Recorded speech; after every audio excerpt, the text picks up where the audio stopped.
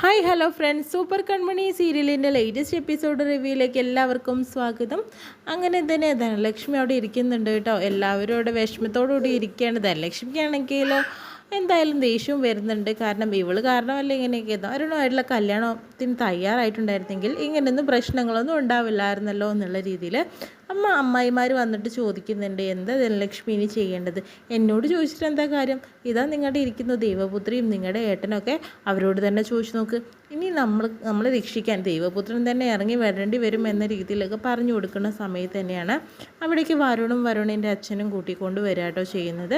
അപ്പോൾ അമ്മായിമാർ പറയുന്നുണ്ട്, ഓ നല്ല ബെസ്റ്റ് ടൈം, ഈ സമയത്ത് തന്നെയാണ് വരേണ്ടതും, നല്ല കാര്യമായി പോയെന്ന രീതിയിലൊക്കെ സംസാരിക്കുന്നുണ്ട് കേട്ടോ. അപ്പോഴത്തേനും ധനലക്ഷ്മിക്കാണെങ്കിൽ കാര്യം മനസ്സിലായി. കാരണം ഇവർ തമ്മിൽ പ്ലാൻ ചെയ്തിട്ടുണ്ടാക്കിയിട്ടുള്ളൊരു കാര്യം തന്നെയാണിത്. അവർ വരാൻ വേണ്ടി തന്നെയാണ് ധനലക്ഷ്മി അവിടെ വെയിറ്റ് ചെയ്തുകൊണ്ടിരുന്നത്. അപ്പോഴത്തേനും മനോജ് നിന്നിട്ട് ഇനിയൊരു പ്രശ്നം വെച്ചാൽ ഇവിടെ പ്രശ്നം എന്തെങ്കിലും പ്രശ്നം ഉണ്ടെങ്കിൽ എന്നോട് പറഞ്ഞൂടെ എന്നൊക്കെ പറയുന്നുണ്ട് കേട്ടോ. മോനെ, അത് ചെക്കൻ വീട്ടുകാരോട് പറയാൻ പറ്റാത്ത ഒരു പ്രശ്നമാണ് ഇവിടെ എന്ന് പറയുമ്പോഴത്തേനും അതെന്താ വെച്ചാൽ എങ്ങനെ എന്ന് അച്ഛൻ പോയി നോക്കുക എന്ന് പറഞ്ഞിട്ട് ആ നോട്ടീസ് പോയി നോക്കുന്നുണ്ട് കേട്ടോ. അപ്പോഴാണ് ജപ്തിയാണോ എന്താ അച്ഛൻ ഇങ്ങനെ എന്നോട് വിളിച്ച് പറഞ്ഞിട്ടുണ്ടെങ്കിൽ ഇതിനൊരു പരിഹാരം ഞാൻ തന്നെ കാണില്ലായിരുന്നു. അതങ്ങനെയല്ല, ചെക്കൻ വീട്ടുകാരെന്നല്ലേ അച്ഛൻ പറഞ്ഞത്, ഇതപ്പോൾ പെൺവീട്ടുകാർ, അങ്ങനെയൊക്കെ ഉണ്ടോ നമ്മുടെ വീട്? ഇതിപ്പോൾ എൻ്റെ വീട്ടിലാണ് ഈ നോട്ടീസ് അടിച്ചതെന്ന് തന്നെ ഞാൻ വിചാരിച്ചുകൊണ്ടിരിക്കുന്നത്. അതുകൊണ്ട് തന്നെ അച്ഛൻ ഇനി വിഷമിക്കേണ്ട കാര്യമില്ല. ഈ 15 ലക്ഷം രൂപയില്ലേ, ഞാൻ തന്നെ ആധാരം നിങ്ങൾക്ക് എടുത്ത് കയ്യിൽ തരാം, കൺമണിയുടെ കയ്യിൽ തരാം എന്ന് പറയുന്നുണ്ട് കേട്ടോ. അപ്പോഴത്തേനും കൺമണി പറയുന്നുണ്ട്, അതൊന്നും വേണ്ട വരുൺ ഇപ്പോഴത്തന്നെ ഒരുപാട് സഹായങ്ങൾ ഞങ്ങൾക്ക് വേണ്ടി ചെയ്തു, തിരിച്ചു തരാൻ അതൊന്നും സാധിക്കില്ല എന്നൊക്കെ പറയുമ്പോഴത്തേനും അരുണിൻ്റെ അച്ഛൻ പറയുന്നുണ്ട്, ഇപ്പോഴത്തന്നെ ഹോസ്പിറ്റലിൽ എത്ര രൂപ ചിലവായി എന്നറിയുമോ എന്ന് ചോദിക്കുമ്പോഴത്തേനും അതൊന്നും പറയേണ്ട അച്ഛാ എന്ന് വരുണിൻ്റെ അച്ഛനോട് പറയുമ്പോൾ കൺമണി പറയുന്നുണ്ട്, ഇനിയൊന്നും വേണ്ട എന്ന് പറയുന്നുണ്ട്. അതെന്താ കൺമണി ഇങ്ങനെയൊക്കെ പറയുന്നതെന്ന് പറയുമ്പോൾ ധനലക്ഷ്മി പറയുന്നുണ്ട്, അതെ കൺമണി അങ്ങനെയൊക്കെ പറയും, മോൻ ചെയ്തത് ഏറ്റവും വലിയ പുണ്യമാണ്. ഇപ്പോൾ ഈ പൈസ തിരിച്ചടയ്ക്കാമെന്ന് പറഞ്ഞില്ലേ, ആധാരം തിരിച്ചെടുത്ത് ഞങ്ങൾക്ക് തരാം എന്ന് പറഞ്ഞില്ലേ, ഇപ്പം ഞങ്ങളുടെ മുന്നിൽ വരുൺ ദൈവതുല്യനായിട്ടുള്ള ഒരു വ്യക്തിയാണെന്ന് പറയുന്നു.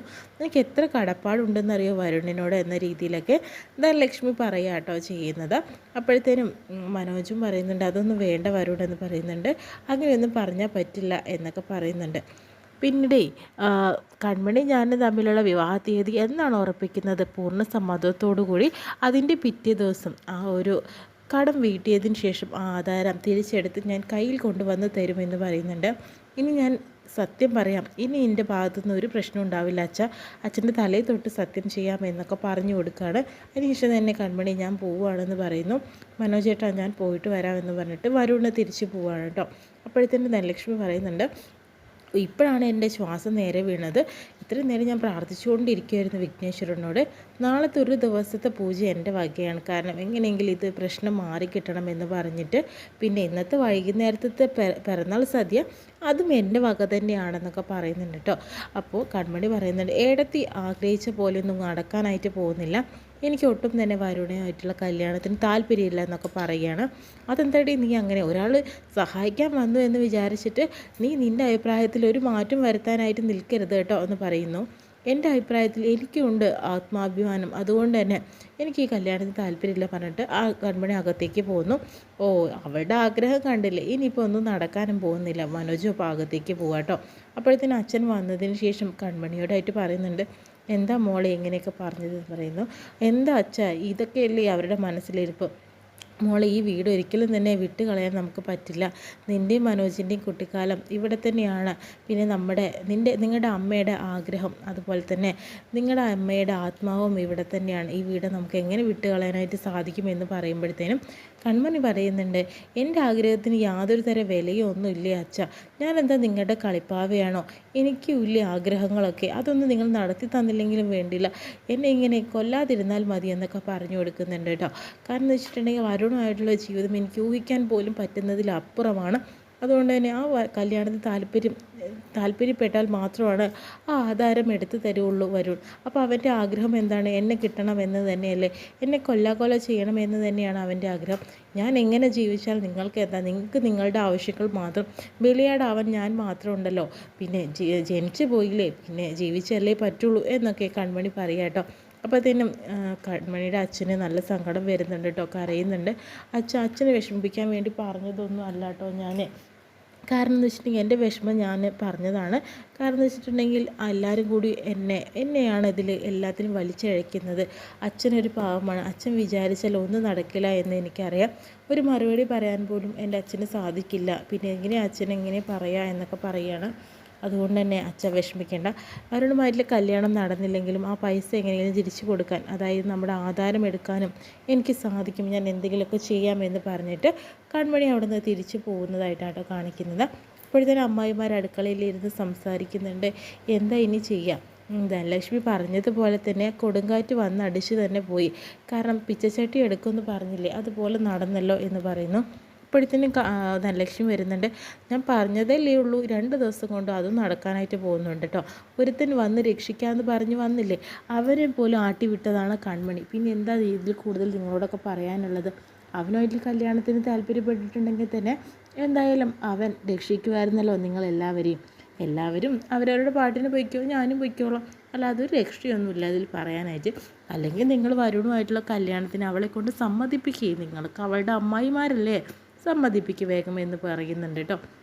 അപ്പോൾ തന്നെ അമ്മായിമാർ ഞങ്ങളെങ്ങനെ അവനെ കൊണ്ട് എന്നൊക്കെ പറഞ്ഞു കൊടുക്കുമ്പോഴത്തേനും, അല്ലെങ്കിൽ പിന്നെ ഇങ്ങനെയൊക്കെ അനുഭവിച്ചല്ലേ പറ്റുള്ളൂ, നിങ്ങളെല്ലാവരും കൂടി അനുഭവിച്ചു, തെരുവിലേക്ക് ഇറങ്ങേണ്ടി വന്നാൽ അങ്ങനെയാവട്ടെ, എനിക്കിപ്പോൾ എന്താണ്, എനിക്കൊരു പ്രശ്നമില്ല എന്നൊക്കെ ധനലക്ഷ്മി അവിടെ നിന്ന് പറഞ്ഞിട്ട് പോവാണ്. അതിനുശേഷം തന്നെ കൃപയ്ക്ക് ആ വീഡിയോ എടുത്ത് കാണിച്ചു കൊടുക്കുന്നുണ്ട് കൃഷി. കാരണം എന്ന് വെച്ചിട്ടുണ്ടെങ്കിൽ കൺമണിയുടെ ആ ആഘോഷം, അതായത് പിറന്നാൾ സെലിബ്രേഷനൊക്കെ ആ പാവം പെൺകുട്ടി പേടിച്ച് പോയി മോളെ. കാരണം രാത്രിയല്ലേ ഞാൻ അവളെ പോയി വിളിച്ചത്, 12 മണിയാകുമ്പോൾ ഈ സാർ എന്താ ഇവിടെ വീട്ടുമുറ്റത്ത് വന്നിട്ട് എന്നെ വിളിക്കുന്നതെന്ന് അവൾ വിചാരിച്ചിട്ടുണ്ടാവും. പാവം പേടിച്ചിട്ടാണെങ്കിലും പുറത്തിറങ്ങി വന്നിട്ട് ആ ഒരു വലിയൊരു സർപ്രൈസ് കണ്ടപ്പോൾ കേട്ടോ അവളുടെ കണ്ണ് നിറഞ്ഞു പോയി. അവൾ കരയുന്നുണ്ടായിരുന്നു. എനിക്കത് കണ്ടപ്പോൾ ഭയങ്കര സങ്കടമായി. പാവത്തിന് ഇത്രയും കാലത്തിനിടയ്ക്ക് ഇതാദ്യമായിട്ടാണ് ഇങ്ങനെ ഒരു സെലിബ്രേഷൻ നടന്നത്. പാവം ഒരുപാട് പ്രശ്നങ്ങൾ അനുഭവിക്കുന്നുണ്ട് മോളെ. അതിനിടയിൽ ചെറിയൊരു ആശ്വാസം അത് മാത്രമാണ് ഇപ്പോൾ അവിടെ കിട്ടിയത്. ആ പാവത്തിന് ഇനി ഒരു സന്തോഷം ഉണ്ടാവാനായിട്ട് അത് മാത്രം മതി എന്നൊക്കെ പറഞ്ഞു കൊടുക്കുന്നുണ്ട്. മോളുടെ ആഗ്രഹമല്ലേ ഞാൻ. ആ പാവത്തിന് ഒരുപാട് സന്തോഷമാവുക കേട്ടോ ചെയ്യുന്നത് മോളെ. ഇനി ആ പാവത്തിന് അതിനെ ആലോചിച്ചുകൊണ്ടിരിക്കാനേ നേരം ഉണ്ടാവുള്ളൂ. ഒരുപാട് നന്ദിയും പറഞ്ഞു. ഞാൻ പെട്ടെന്ന് പറഞ്ഞു കൃപയ്ക്കും കൂടി കാണണം ഈ വീഡിയോ, അതിന് വേണ്ടിയിട്ടാണ് ഞാൻ ഇത് എടുത്തു വെക്കുന്നത് എന്നുള്ളത് അവളോട് പ്രത്യേകമായിട്ട് ഞാൻ പറഞ്ഞിട്ടുള്ളതാട്ടോ. ആ പാവ അത് വിശ്വസിച്ചിട്ടുണ്ടായിരുന്നു. നിനക്ക് വേണ്ടിയിട്ട് അവൾ ഒരുപാട് സഹിച്ചവളാണ്, ഒരുപാട് പ്രാർത്ഥിച്ചവളാണ്. അവൾ എങ്ങനെയാണ് മോളെ നമുക്ക് മറക്കാനായിട്ട് സാധിക്കുക? അതിന് വേണ്ടിയിട്ടാണ് എന്ത് റിസ്ക് എടുത്താലും ഈ ഏട്ടൻ അതിന് വേണ്ടിയിട്ടൊക്കെയാണ് ഇങ്ങനെയൊക്കെ ചെയ്തതെന്ന് പറയാം കേട്ടോ. കൃപയ്ക്ക് നല്ല സന്തോഷമാവുന്നുണ്ട്. കാരണം കൃപ ആഗ്രഹിക്കുന്നത് ഇത് മാത്രമാണ്, ഏട്ടനും കൺമണി ഒരുമിക്കണം. അതിന് വേണ്ടിയിട്ട് തനിക്ക് ചെയ്യാൻ പറ്റുന്ന എല്ലാ കാര്യങ്ങളും ആ പാവം ചെയ്തു കൊടുക്കുന്നുണ്ട് കേട്ടോ, വയ്യാണ്ട് കിടക്കുകയാണെങ്കിൽ പോലും. കാരണം കൺമണി വളരെ നല്ല കുട്ടിയാണെന്നുള്ളത് കൃപയ്ക്ക് നല്ല പോലെ അറിയാം. അതുകൊണ്ടാണ് കേട്ടോ ഇങ്ങനെയൊക്കെ കാണിച്ചു കൊണ്ടിരുന്നത്. ഇത്രയും കാണിച്ചുകൊണ്ടാണ് ഇന്നത്തെ നല്ലൊരു എപ്പിസോഡ് വിശേഷം കഴിയുന്നത്.